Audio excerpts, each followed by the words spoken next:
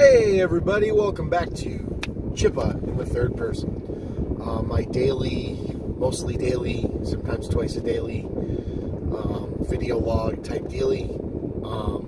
Rocking this kick-ass Nintendo controller shirt made out of 8-bit sprites that my now office mate but co-worker bought for me to celebrate my promotion, so thank you, dude. I appreciate it. Yeah, it's the Chippa. Patreon.com/thechippa. The Chippa made this. Chippa and Brothers Tangent, Talkbuster Podcast, Creating Geeks, Shooting the Shit with Chippa.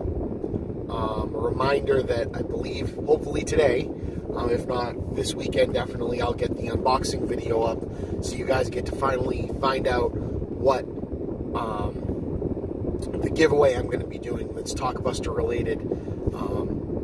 The folks over at Geeks with Shields helped me come up with the idea. The folks over at the Blockbuster in Bend, Oregon pulled this giveaway off, at least helping me concoct it and get it ready.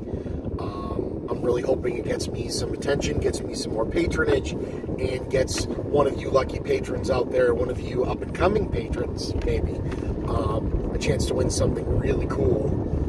So more on that as it develops. The Sonic the Hedgehog movie, which has been a topic on this show before and has been up for some controversy as of late, with the director coming out and saying they're going to fix the design of Sonic that everybody hated for the movie, has, without no surprise, been pushed back. It's coming out now Valentine's Day 2020, because what says love more like a horrific looking hedgehog, or video games for that matter.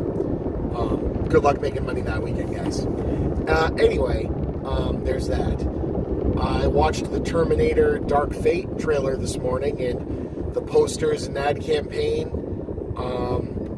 weren't selling me wrong. The movie looks friggin' badass. I like the idea that yet again they're kind of going with either a human robot character or a robot that thinks it's human, or not sure. For the good guy, Linda Hamilton looks badass. They're definitely going for the, Halloween soft reboot sequel thing they did with Jamie Lee Curtis that I friggin' loved, and it looks like they're kind of going for that exact type of goodness here. So I'm on board. Looks badass. Arnold looks great for the one shot he comes out in. This movie's version of the T-1000 baddie looks really cool. I like the design. The actor playing him is awesome. Looks like a lot of fun. So Terminator Dark Fate gets a preemptive thumbs up from me, at least from a trailer, and I can't wait to check out the final product. So what else is going on? Well, it's Friday, the 24th. I finally got my heart ultrasound and my liver ultrasound done. So far, so good. Everything looks good. At least nothing scary right now, they said. But again, these are just the technicians running the tests. My real doctor will tell me. Got some blood work done. So that's been my morning. And now I'm on my way to work. But I also saw Brightburn. So I want to talk a little bit like that. So, spoiler warning ahead for Brightburn. I'm sure on an episode of The Tangent or something else, I'll be talking about this movie as well, but wanted to give you my immediate reaction this Friday. So, for those of you that are unaware, Brightburn is billed. It's a James Gunn produced flick. It's what he was actually supposed to unveil in Hall H at Comic-Con the day Disney fired him from Guardians of the Galaxy 3.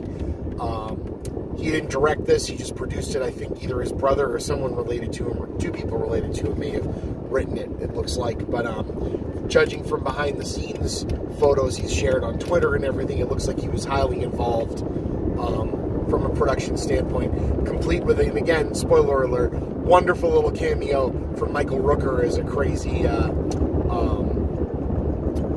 like conspiracy theorist at the end, like following around the Brightburn character, or the Brendan Breyer, as it were. So, how is it, if you wanted to know?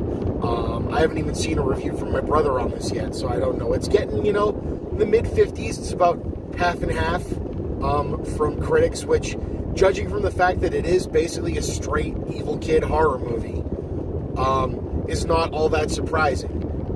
How did I react to it? I really friggin' dug it. It's exactly what they're selling. There's no real surprise here. It is an unabashed, straight, non-winky version of Superman if the kid was actually evil. They do a lot of cool foreshadowing with the story. There's a thing in school talking about colonies of wasps versus hornets, or wasps versus bees. They said one is a pollinator, one is spreading themselves throughout, and the other is conquering, destroying, forcing the others to raise their young and turn them into warring things and then killing them all. This is kind of pretty spot on about where it's going. But what really sets Brightburn apart, for me, it kind of reminds me a lot of Overlord, which I talked about with my brother. It's not trying to be anything more than what it is. People are looking for some subversion of the superhero genre, some bigger message. No, it's basically just the fucking Omen. Evil kid, signs that should have been really obvious to the family that are way more obvious to other people. Their love for the kid and their need to hide what actually went down with the kid means they can't talk to anybody about it, which means that it just perpetually gets worse. The kid is obviously confused. You know, whatever this alien race he's from, they're a warring, conquering alien race. He likes it, you know. But it's hard to really tell if it's like a sleeper cell thing where it's in control of him, this, you know, pod that he came to Earth in, or if he's not. So it does keep you guessing. It is fucking nasty. Now, again, have I seen worse? Absolutely. I've seen a lot of fucked up horror movies. Have I seen much like this in a regular movie theater? No. Is it crazy over the top like a Saw movie? No. It's a good old-fashioned horror gore flick. You know, when it's bloody, it's bloody. When there's deaths, they're brutal. They're very over the top. They're very computer assisted. It's not the most expensive movie in the world, but they really go for it.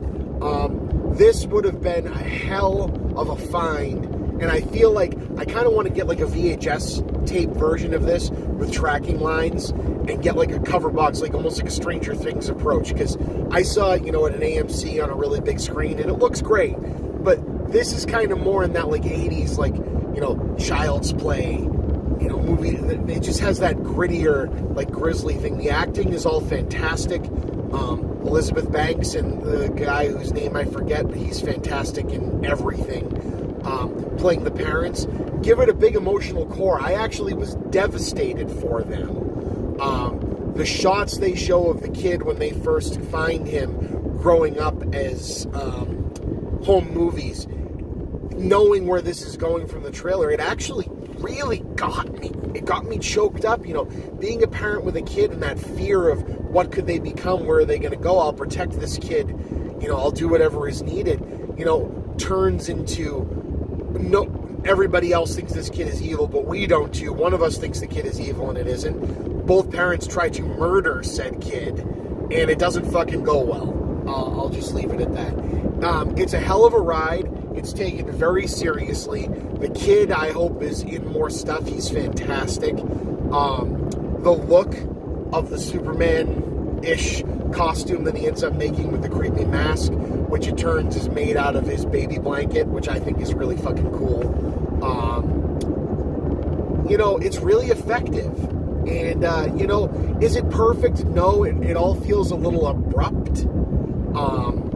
They do some things in the end credits that show a more interesting movie not a more interesting movie, but more interesting stuff going on. Kind of this kid's effect on the whole world globally, that it would be kind of cool to see them as another movie or another half an hour of this movie. But, you know, I like how small and contained it is. I don't think it hurts it.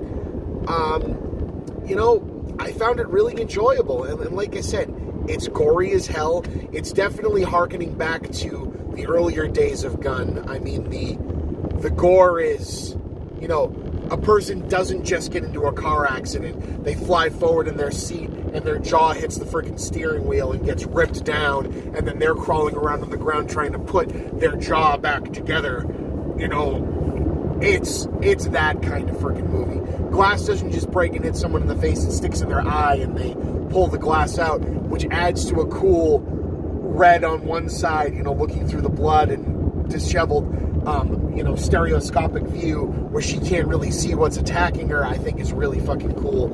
It's very inventive, but it's very small in its inventiveness. Doesn't have anything to say about superhero movies. It's literally just, you know, like 10 Cloverfield Lane. Is it as good of a movie as that? No, but it's a genre film that has a hook to draw you in. The hook of 10 Cloverfield Lane was, let's figure out how this is a sequel to Cloverfield, right? But that's not what ends up being the interesting part of the movie. They made a really fucking good movie. And that's the same thing here, is after a while it stops being that this is badass because it's an evil Superman, and it starts being, holy shit, like, I'm devastated for this family in this small town. And yeah, this is probably how this would really go down. And oh shit, they're making really freaking grossly stupid mistakes, but they kind of make sense in the story that the movie's in. So, you know, it just came out today. I highly recommend checking it out if you wanted to know what one random guy who isn't really the best critic in the world, but maybe I am, and I'm talking off the top of my head. I thought Brightburn was the balls. I can't wait to see more stuff this director does. I like this whole produced by James Gunn thing coming out. It's a hard-ass, hard R, gory little horror flick, and it gets 2 thumbs up from me. Go check it out. All right, and this has been Chippa. I'll see you on the other side.